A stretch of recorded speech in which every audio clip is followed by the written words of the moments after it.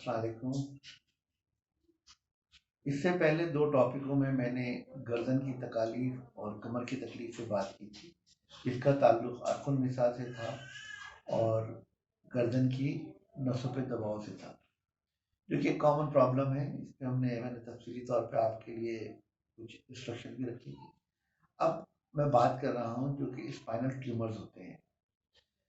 Spinal tumour basically बहुत common ना सही, लेकिन जो भी कमर और गर्दन की तकालीफ होती है उनमें उनका 5 से 8% का एक प्रोपोर्शनेट बनता है।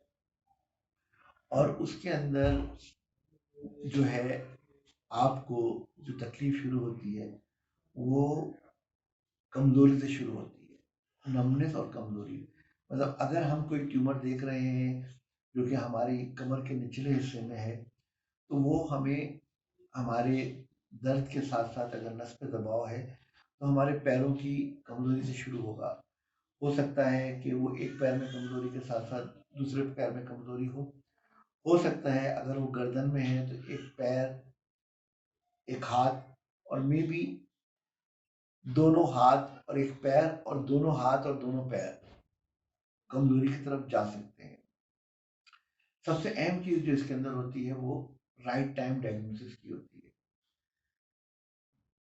मेरा तमाम तर अपनी मेडिकल कम्युनिटी और अपने जो भी पेशेंट्स हैं और जिनको थोड़ी सी अवेयरनेस भी है और जो थोड़ी बातें भी समझते हैं कि देखें, वन टाइम एक इन्वेस्टिगेशन ज़रूरी होती है।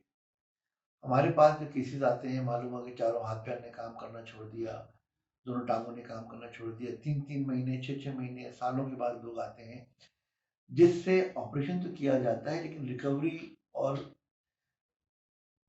मोहताजी बहुत बढ़ जाती है उसमें। और फिर वो ब्लेम सारा सर्जरी पे आता है कि जी सर्जरी जो है आपकी कमर की कराई थी इसलिए जो है आपको वो तकलीफ में फ़ायदा नहीं पहुंचा, और सारा इल्ज़ाम सर्जरी पे चला जाता है कि सर्जरी कॉम्प्लिकेशन है।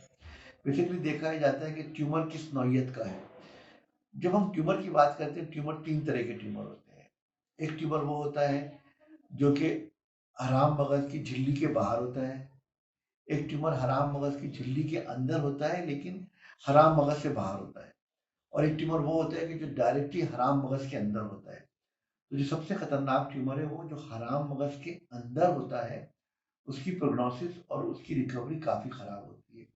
जब भी हम उसको टच करते हैं या उसको ऑपरेट करते हैं बायोप्सी के रीज़न के लिए, तो माज़ूरी का खतरा बहुत बढ़ जाता है। जो ट्यूमर हराम मगज़ के झिल्ली के अंदर होते हैं लेकिन हराम मगज़ के बाहर होते हैं या झिल्ली के बाहर होते हैं, उन ट्यूमर्स को निकालने से हम उम्मीद बेहतरी कर सकते हैं। अब ये दोनों में फिर इनमें डिवीज़न आ जाती है। एक तो ट्यूमर होता है और एक दूसरा कोई इन्फेक्शन हो सकता है। हमारे जब हम इन्फेक्शन की बात करते हैं तो सबसे कॉमन इन्फेक्शन हमारे यहाँ टीबी का इन्फेक्शन आता है। और टीबी का इन्फेक्शन यूजुअली हड्डी के अंदर होता है और कमर की हड्डी के अंदर होने के बाद वो दबाव डालता है और कमजोरी की तरफ जाता है और थोड़ी सी पस फॉर्मेशन पड़ता है। और अगर वो टाइमली डील ना किया है तो फिर पस की मकदार बढ़ती चली जाती है और मुकम्मल माजूरी हो जाती है, जिसमें कभी ऑपरेशन और कभी दवाओं से इलाज करना पड़ता है। अगर उसकी माजूरी नहीं हुई है तो उसमें अब यहाँ पे भी दो स्कूल ऑफ थॉट्स हैं। एक कहता है कि जी फौरी तौर पर ऑपरेशन किए, दूसरा कहता है कि टीबी की दवाओं पे रखा जाए। तो लेकिन ये है कि डेफिनेटली ट्रीटमेंट ज़रूरी है। अब इसमें जो भी आपको डील कर रहा है वो अपने हिसाब से आपको उसके बारे में बताएगा। दूसरी चीज़ जो स्पाइनल ट्यूमर्स की, तो उसमें एक चीज़ को बहुत वाज़ेह तौर पे बताता चलूँ कि इसमें जो ज़्यादातर लेट्स से जो कॉमनेस्ट ट्यूमर है उसको हम न्यूरोफाइब्रोमा कहते हैं। न्यूरोफाइब्रोमा ट्यूमर मोस्टली या तो ये झिल्ली के बाहर होता है या झिल्ली के अंदर भी होता है, तो हराम मगज से बाहर होता है। और ये इससे भी क्लेवेज हो जाता है जो किसी एक नस से निकल रहा होता है। दूसरा जो ट्यूमर है वो मेनिंजियोमा होता है जो कि हराम मगज की झिल्ली के साथ बढ़ता है। ये भी हराम मगज से बाहर होता है और झिल्ली के अंदर होता है। तीसरा जो दो ट्यूमर्स की कैटेगरी में आते हैं जो कॉमनेस में है, वो एक एस्ट्रोसाइटोमा होता है और एपेंडाइमल ट्यूमर होते हैं। एपेंडाइमल ट्यूमर की फिर भी हराम मगज में होने के बावजूद भी क्लेवेज अच्छी होती है और इसको निकाला मुकम्मल तौर पे भी जा सकता है, या रेडिकल एक्सीजन 80-90% निकाल सकते हैं। बट एस्ट्रोसाइटोमा जो है उस ट्यूमर की पेनिट्रेशन बहुत ज़्यादा होती है और अब जो है बहुत सारी एडवांसमेंट आ गई है, तो ट्यूमर निकाल सकते हैं उसमें भी, लेकिन उसमें माजूरी का खतरा कदरे ज़्यादा होता है। तो ये तमाम तर चीज़ें जो है जिनका तरीका इलाज अलावा टीबी के, अगर हम एक स्कूल ऑफ थॉट्स को ले लें तो दवाओं से मुमकिन है, लेकिन कुछ लोग कहते हैं कि दवाओं के साथ साथ ऑपरेशन भी ज़रूरी है।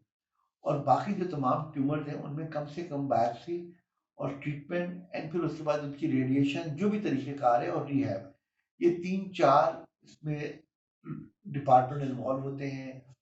रेडियोलॉजी जो कि डिपार्टमेंट एक्स-रेज़ करता है, एमआरआई करता है, सर्जरी डिपार्टमेंट न्यूरोसर्जिकल डिज़ीज़ करता है, फिर उसकी अगर रेडियोथेरेपी चल रही है तो ऑन्कोलॉजी डिपार्टमेंट इन्वॉल्व होता है और फिर फिजियोथेरेपी, रिहैबिलिटेशन चल रही है। तो ये 3 से 4 डिपार्टमेंट होते हैं जो कि एक पूरा टीम वर्क होता है इसको पेशेंट की एक लाइफ़स्टाइल को close to the normal quality of life को इम्प्रूव करने के लिए। Thank you very much. अल्लाह हाफ़िज़।